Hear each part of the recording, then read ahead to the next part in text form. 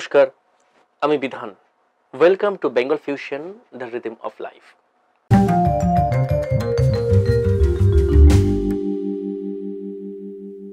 আজকের পৃথিবীতে আমরা সবাই ভীষণ স্বার্থপর হয়ে উঠছি। পরার্থপরতা, সহানুভূতি এগুলো একটা শব্দ। ওই অনেকটা চালের বস্তায় পোস্তর মতন হারিয়ে গেছে, খুঁজে পাওয়াই দুষ্কর। একটা দানবিক বিশ্বে মানবিক গুণগুলো আণবিক হতে হতে কোথায় যে হারিয়ে গেছে আতশ কাছ দিয়েও পাওয়া যাচ্ছে না।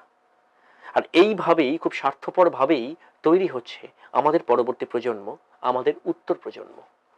দায়ী আমরা সেই ট্রেনিং তাদেরকে কেমন দিতে পারছি না, সেই শিক্ষা তাদেরকে আমরা দিতে পারছি না, যার মধ্য দিয়ে আমার সন্তানটি সহানুভূতিশীল হয়ে উঠবে আপনার প্রতি। তাহলে কি এমন করবেন যা করার মধ্য দিয়ে আপনার সন্তান হয়ে উঠবে আমার প্রতি এবং আপনার প্রতি সহানুভূতি প্রবণ।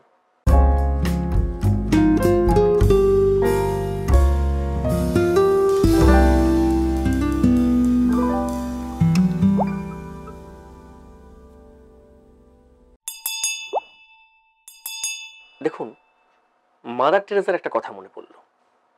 মাদার টেরেসা বলেছিলেন যে খিদে শুধু পেট খালি হলে পায় না, খিদে ভালোবাসার জন্যও পায়। বস্ত্র শুধু উলঙ্গ হলেই প্রয়োজন হয় না, নিজের মান সম্মান আত্মসম্ভ্রম বোধকে বৃদ্ধির জন্য বস্ত্র লাগে। আর শুধু ঘর থেকে দূর করে তাড়িয়ে দিলেই কেউ ঘর হারা হয় না।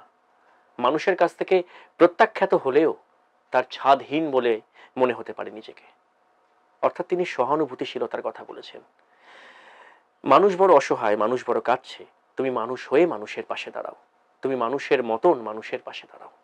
আর এই মানুষের পাশে দাঁড়াবার এই শিক্ষাটা যদি আমরা আমাদের উত্তর প্রজন্মকে খুব ছেলেবেলা থেকে না দিতে পারি, তাহলে একটা বিরাট বড় ভুল হয়ে যাবে আমাদের জীবনের ধারাপাতে, জীবনের পাটিগণিতে।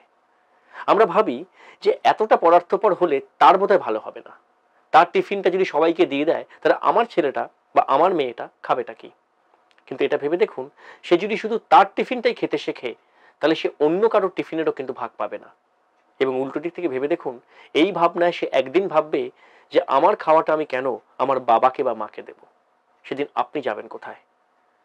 দেখুন, আপনার কাছ থেকেই সন্তান শেখে। তাই প্রথম উপায় হিসেবে এমন কিছু কথা বলুন, এমন কিছু কাজ করুন তার সামনে যেগুলো পরার্থপরতায় কাজ, তাকে সহানুভূতি প্রবণ করে তুলবে। আপনার বাড়িতে যে কাজের মেয়েটি কাজ করে, সে কামাই করলে আমরা সবাই বকাবকি করি, কিন্তু এমন ভাবে বকাবকি করবেন না যাতে সে বুঝতে পারে যে সমাজের একটু নিচু তলার মানুষ আমার পায়ের নিচে থাকে। তাহলে সেও তার মতো করে সহানুভূতিশীলতা গড়ে তুলতে পারবে না। বরং সে কেন কামাই করলো তার খোঁজ নিন। আপনার সমস্যার কথাটা অবশ্যই তাকে বলুন যে সে কামাই করলে আপনাদের কি প্রবলেম হয়, কিন্তু পাশাপাশি তার প্রবলেমটাও আপনি ফিল করছেন, এটা আপনার সন্তানকে বোঝানোর চেষ্টা করুন। দেখবেন সেও অধস্তন মানুষের প্রতি সহানুভূতিশীল হয়ে পড়বে। আর যদি না হয় তাহলে সে ভাববে আমার অধস্তন মানুষটা ওপর আমি ডমিনেট করতে পারি। একইভাবে সে একটা হীনমন্যতায় ভুগবে যে আমি যার অধস্তন সেও তো তাহলে আমার ওপর সে কেমন ডমিনেট করতে পারে।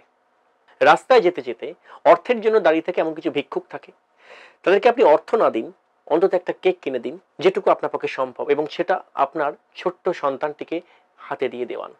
বিশ্বাস করুন তার মধ্যে একটা সহানুভূতিশীলতা গড়ে উঠবে যে মানুষ মানুষের জন্য, এই বোধ তার মধ্যে গড়ে উঠবে। এরপরে একটা খুব ভালো উপায় হিসেবে ট্রাই করতে পারেন, যদি সম্ভব হয়, সবার পক্ষে সম্ভব নাও হতে পারে, সেটা হচ্ছে বাড়িতে কোনো পেট রাখুন, সেটা ডগ বা ক্যাট যাই হোক না কেন। তাহলে আপনার সন্তানটি তার সাথে নিঃশর্তভাবে খেলার আনন্দ পাবে, সঙ্গী পাবে, এবং এই নিঃশর্ত খেলার আনন্দ তার মধ্যে জন্ম দেবে সহানুভূতিশীলতা। সেও বুঝতে শিখবে যে তার প্রতি তার একটা দায়িত্ব বোধ আছে। কি দায়িত্ববোধ আছে? যে না, তাকে ওই সময় কেমন খাওয়াতে হবে, তাকে ওই সময় স্নান করাতে হবে, সে না খেলে আমি খাবো না। এভাবে একটা অবলা প্রাণীর প্রতি তার যে মমত্ববোধ তৈরি হবে, সে একই মমত্ববোধ ছড়িয়ে পড়বে সবার প্রতি, আপনাদের প্রতিও। এরপরের একটা উপায় হিসেবে অবশ্যই ক্ষমা। দেখুন, মানুষ মাত্রই ভুল করে। আপনি কি জীবনে ভুল করেননি? আপনার সন্তানটি হয়তো কোনো ভুল করেছে।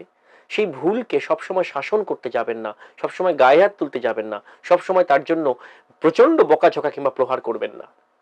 বরং তার ভুলটার জন্য আপনি দুঃখ পান, সে বুঝতে পারবে আমি ভুল করলে বাবা বা মা খুব দুঃখ পায়, কষ্ট পায়। সেটা আপনার মক হতে পারে, সেটা আপনার অভিনয় হতে পারে, কিন্তু আপনি এমন অভিনয় করুন যে তার ওই ভুল করার জন্য আপনি খুব দুঃখ পেয়েছেন, রেগে যাননি এবং তাকে ক্ষমা করে দিয়েছেন।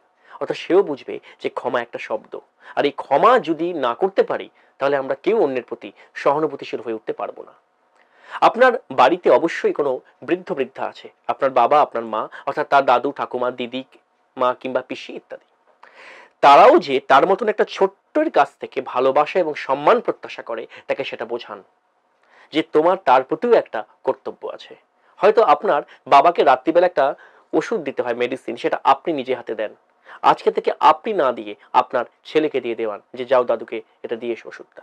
অর্থাৎ এইভাবে একদিন, দুদিন, 3 দিন, 4 দিন পর, 7 দিন পর খেয়াল করুন আপনার বলার অপেক্ষা না করেই ঠিক সময় হলে আপনার ছেলেই সেই ওষুধটা নিয়ে দাদুকে দিতে যাচ্ছে কিনা। এইভাবে একটা বাড়িতে অদ্ভুত অ্যাটমসফিয়ার তৈরি হয় যে আপনার এই বৃদ্ধ পিতাও একটা আলাদা আনন্দ অনুভব করবে যে তার নাতির কাছ থেকে কিংবা তার নাতনির কাছ থেকে সে একটা মেডিসিন পাচ্ছে বলে, এবং সেও বুঝতে শিখবে যে ওই বৃদ্ধ বৃদ্ধাদের প্রতি তার একটা দায়িত্ব বা তার একটা কর্তব্য আছে। মনে রাখবেন, আপনিও আর কিছু বছর পর বৃদ্ধ হবেন কিংবা বৃদ্ধা হবেন। ফলে আপনার দায়িত্ববোধগুলো যদি তার মধ্যে চালিয়ে দিতে না পারেন, তাহলে আপনিও সহানুভূতি আশা করতে পারবেন না যখন আপনার সন্তান যুবক কিংবা যুবতী হবে। স্বার্থপর একটা পৃথিবী থেকে মুক্ত করার জন্য শুধু শাসন, শুধু বই, শুধু পুঁথিগত বিদ্যা, এলআইসি, ব্যাংক ব্যালেন্স আপনাকে এই আনন্দ দিতে পারবে না যে মুক্তির আনন্দ সহানুভূতিশীলতার মধ্য দিয়ে আপনার সন্তান আপনাকে দিতে পারবে। আমরা প্রায় দেখি টিফিনটা, যেহেতু আমরা সবাই দামি দামি টিফিন দিচ্ছি, ফলে কাউকে যেন শেয়ার না করে, তুমি নিজে খাবে, তুমি নিজে খাবে। না হয় একটা দিন সে সবাইকে দিয়েই দিল টিফিনটা, তার হয়তো একটু ভাগে কম পড়লো।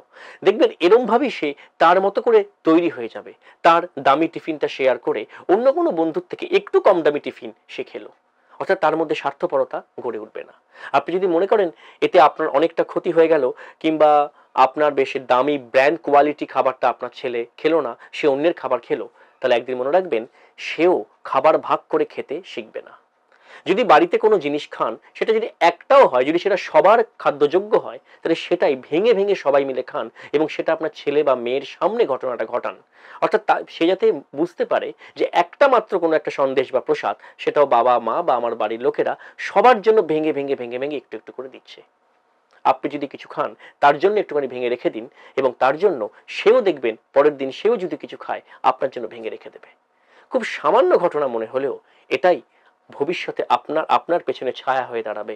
সেই ছায়া আপনার সন্তানের, আপনার ভবিষ্যৎ উত্তর প্রজন্মের, যাকে আপনি সন্তানই বলুন বা অভিভাবকই বলুন, কারণ আজকের সন্তানই তো আপনার অভিভাবক, ঠিক যেমন আজকে আপনি তার অভিভাবক। অভিভাবকের দায়িত্ব পালন করুন।